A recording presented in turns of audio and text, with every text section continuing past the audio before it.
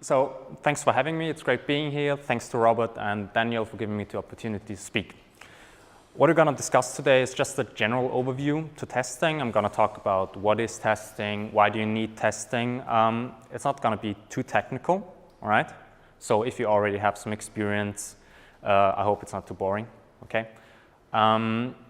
I was planning on doing like a quick live demo at the end where I can actually show off how you can test some small web application, which unfortunately, since technical issues, we can't do today. But I'll just walk you through the code on GitHub real quick and see to make the best out of it, I guess. Right, quick bit about myself. Who am I? Well, my name's Hans, like I said already. I'm not a front-end dev, okay? Most of you here are full stack or front-end devs.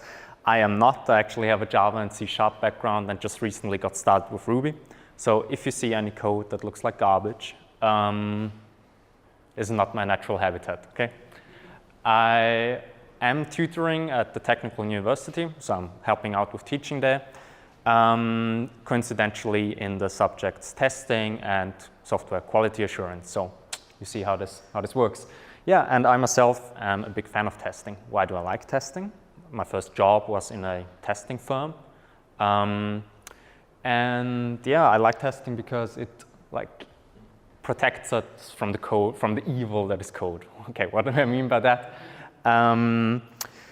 No program is kind of hard. A lot of people have written about how software today kind of sucks. I remember an article I read that was titled "The Coming Software Apocalypse." It was really like, oh my God, we're all gonna die.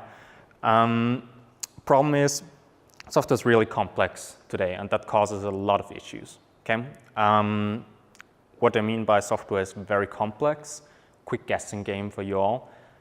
What do you reckon an average car, like not average, but luxury car today, like smart car, how many lines of code does the software in that car, just the software that stirs the car and everything, how many lines of code are in there? You reckon it's gonna be 1 million? Is it gonna be 10 million or 100 million? Give me a show of hands so I know you're not asleep.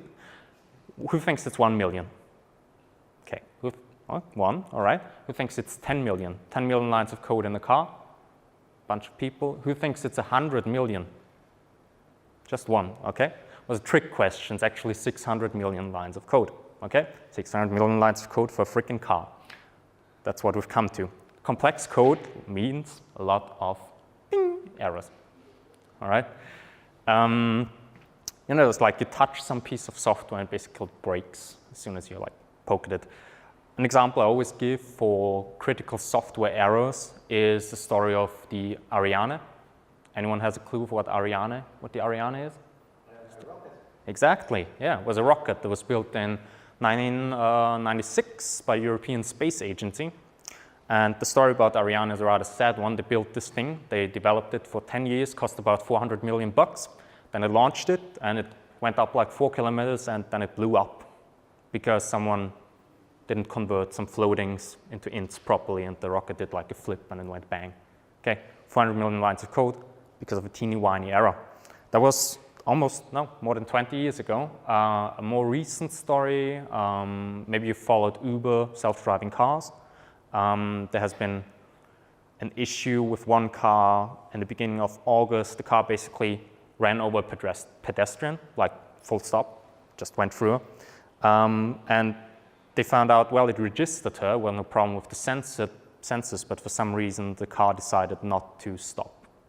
Okay, so it just went, which is very sad. So we have some issues with software. There's a bunch of problems.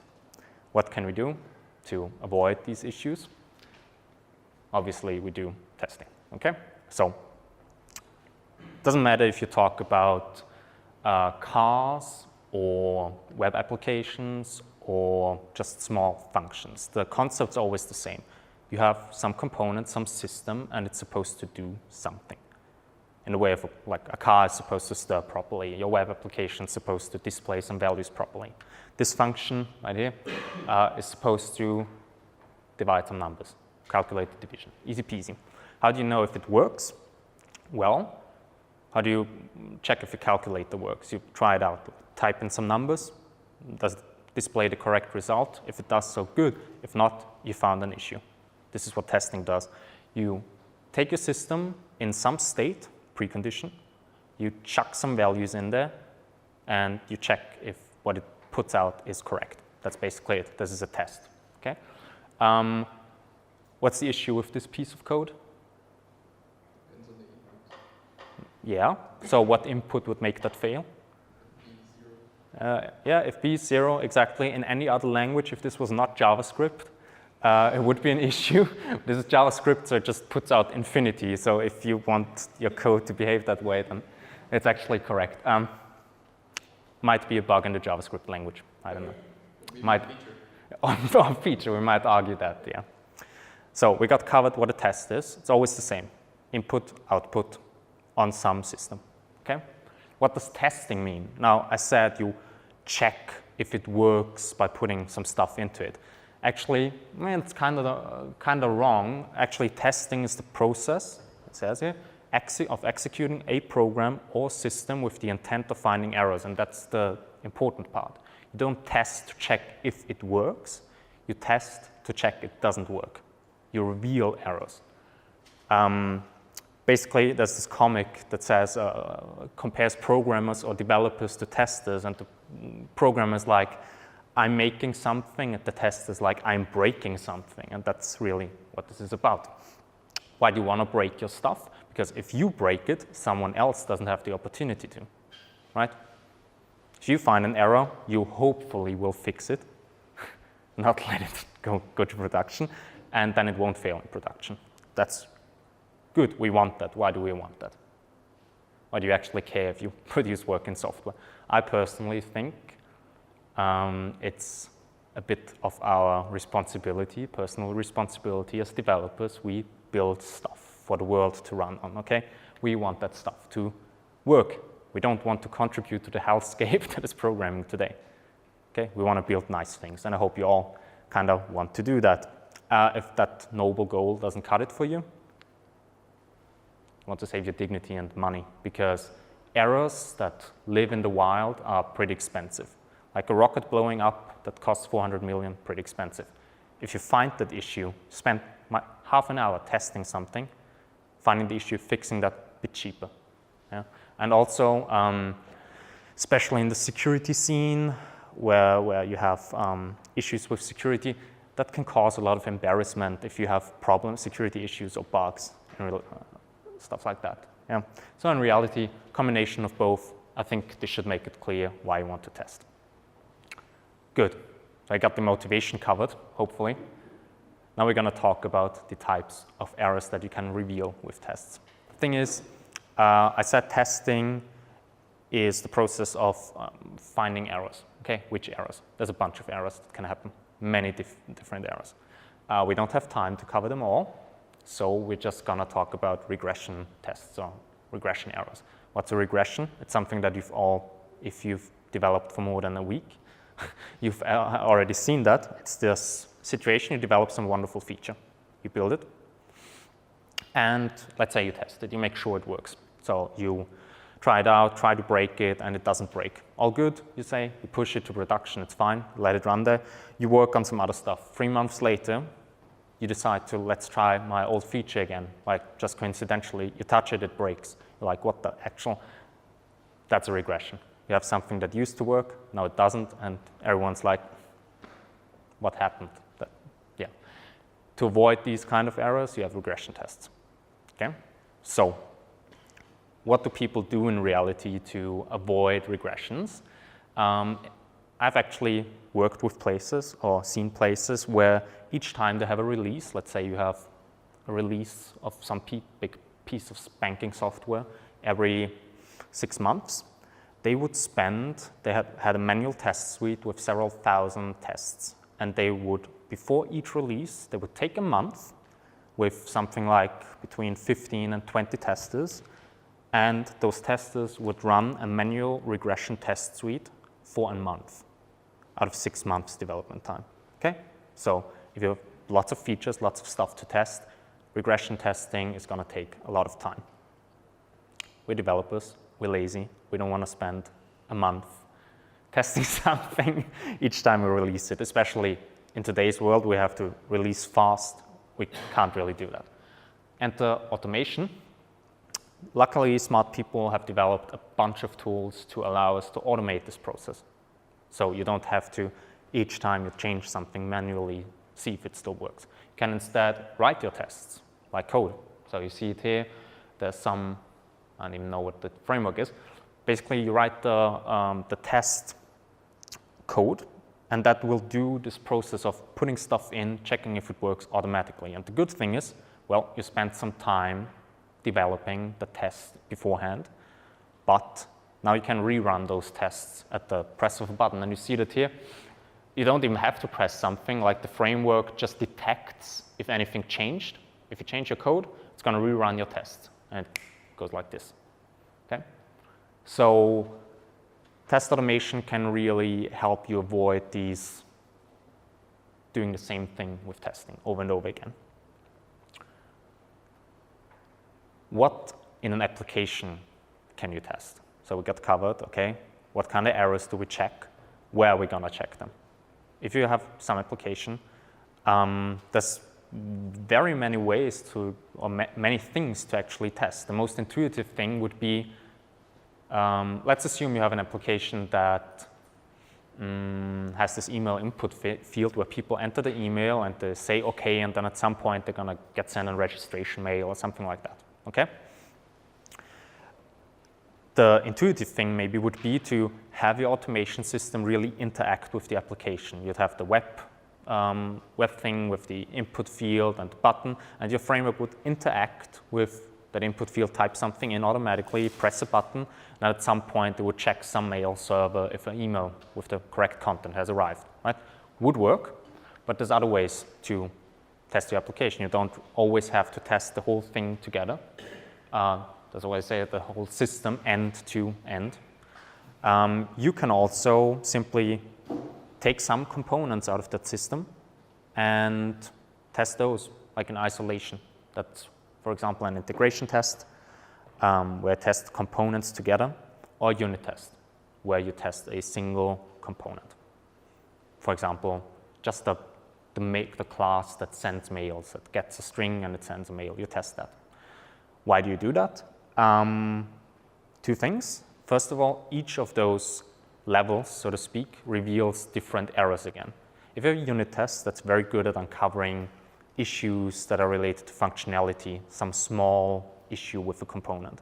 Integration tests much better with finding issues that occur when different components don't quite work together as well as they should. Right? Or end-to-end tests. Imagine these really do basically what a user does, so they're often called acceptance tests that would detect like stuff like, is a button actually visible? Because it will actually try to click the button, and if it isn't there, well, you found that. So good at different things. That's the theory part. Oh no, it's not quite, sorry. The other thing with these levels is that they have they have different costs associated with them. Unit tests are very easy to write and they're very quick to run. End-to-end tests, not so much. They're harder to write, take longer to execute. And this is where the testing pyramid is going to come in. Who has already seen that before today? 3. Okay. How many times, like Daniel, how many times have you seen this in the talk? Exactly. You're all gonna, I'm happy that I'm the first one to actually show this to you. If you attend any test about talking at all ever again, you're gonna see this. It's very, very popular because it's true. It tells you how should you automate how should your automation test suite look. Lots of unit tests, bunch of integration tests, not too many end-to-end tests. So it's a balance between cost and risk. What kind of issues can you find? How much money do you want to spend? That's it with theory, but alas, there's no live demo. Instead, I whipped up a quick application that I would normally, how do I get out of full screen? No, it doesn't work here. Something Control P. Shift F. Command Shift F. Command Control Shift F. No, Command Shift F. Yeah, we got it. I'm not a Mac user, in case you haven't noticed. All right, so I whipped up a quick application that I prepared a test suite and would normally run that. We quite can't do that. So instead, I'm going to show you the application. I will show you the tests I wrote, and you just have to imagine that they actually run, okay? If you can do that. Use your fantasy. So let's look at the application first. Fair word of warning. I had to come up with an idea, what am I going to build that's easily testable and demonstrate some concepts of testing. And the only thing my brain could come up with was, let's make an application where you manage kittens that fight each other to the death kind of thing. I don't know. So this is not it, because that doesn't work. Sorry about that. Oh, come on.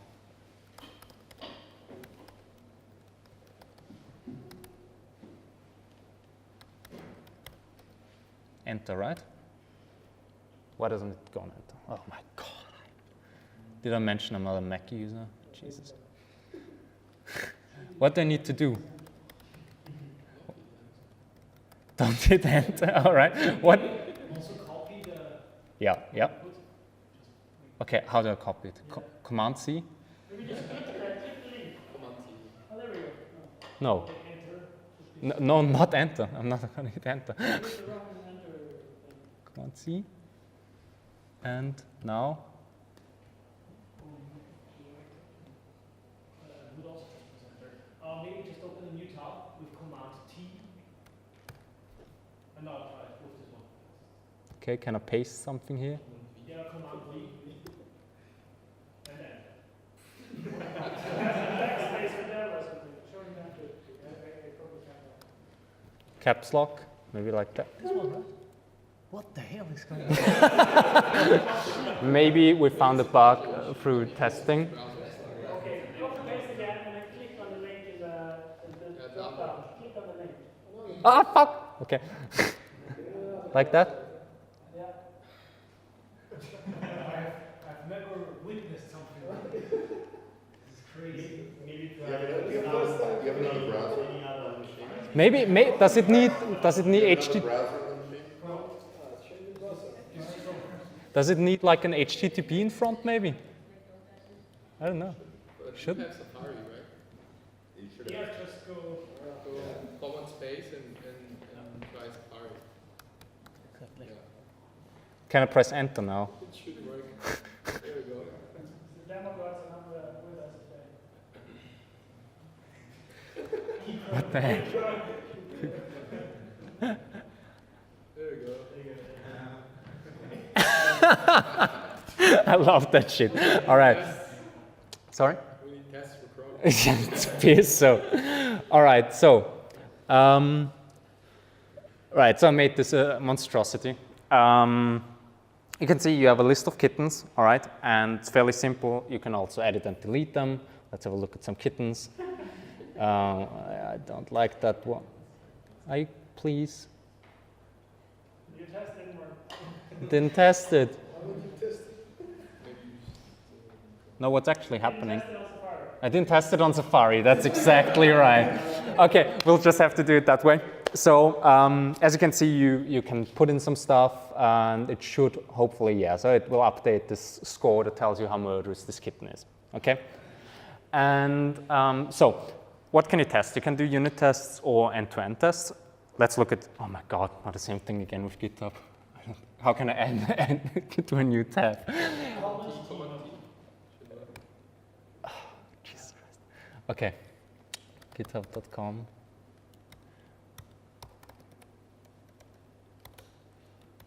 So I'm gonna just quickly show you what the unit tests could look like, all right, for that. And like I said, you will have to imagine that they just work.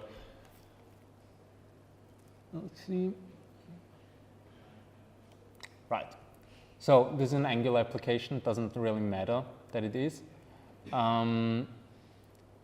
Just gonna have a look. So this, what I showed you, that the score that's calculated, that's a perfect example for a thing you can unit test, okay? Because it's fairly simple, just takes some values and puts out the number.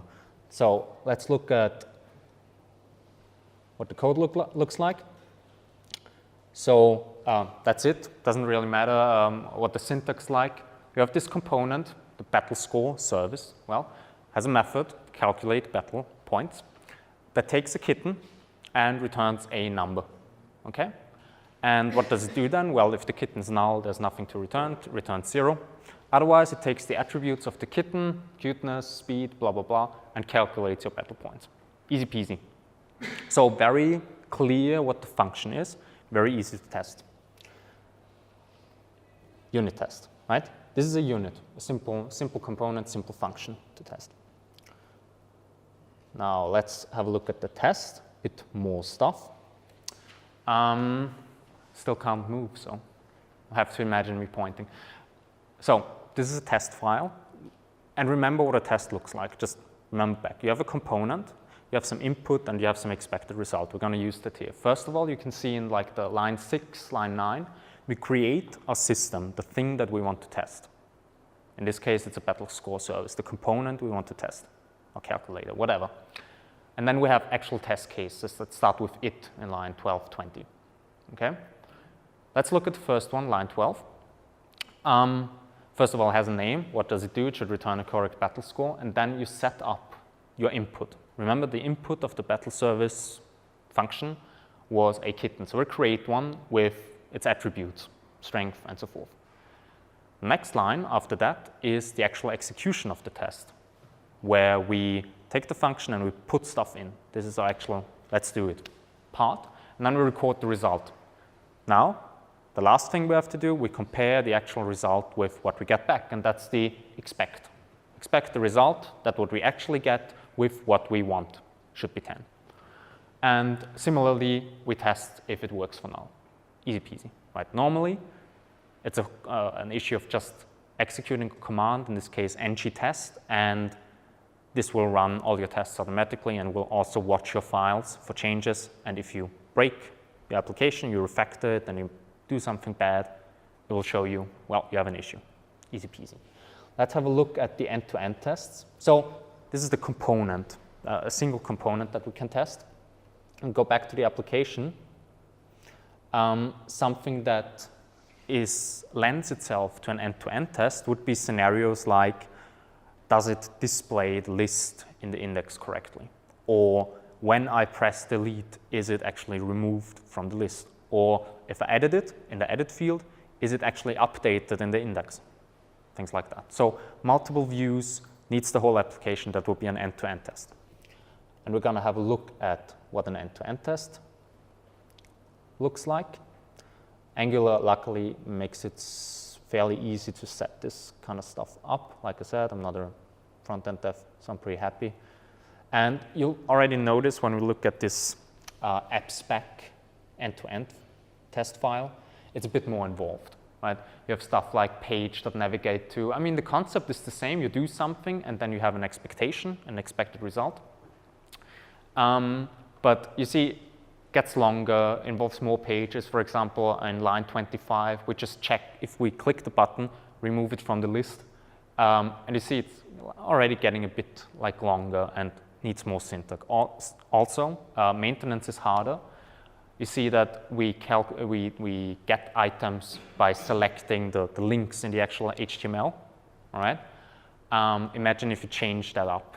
If you use CSS selectors and you change your CSS, your tests are going to break. That won't happen with your unit tests. Good. How the hell am I going to get to my presentation, Chrome? Where was it? There it is. OK, so that was the practical part. Sorry again, that didn't work out. Let's summarize what we've learned today. First of all, programming is its own kind of hellscape, which I hope you don't have to learn too much. But testing can help you with that. Okay? We learned about regression tests, why use them, and we also talked about what test automation and test levels is. So I hope I didn't give you too much stuff, like, okay, very risky show of hands. Who's kind of like, this was a bit too much for me? Like, who's like that? Show of hands. Okay, 1, 2, all right, too fast. Who could follow along nicely and understood most of stuff? Okay, thank you. And who's like, I don't give a, okay, never mind. So that's for the summary. If you're interested to learn more about testing, first of all, just send me a message. I'm always happy to help people out. Like I said, I'm very passionate about testing. Let me know what you think. Let me know if you have some problems with testing something specific. Talk over that. And there's some great books, Art of Software Testing or The Art of Unit Testing. And you can also visit the Ministry of Testing website. They have great resources. So if that's it from my side, you can check out the slides, hosted them with Reveal.js. Gonna have a look at the other thing. What was it? Remark.js. Gotta check that out. And yeah, do we have time for questions? Sure, but thank you for the talk. Yeah, thanks a lot.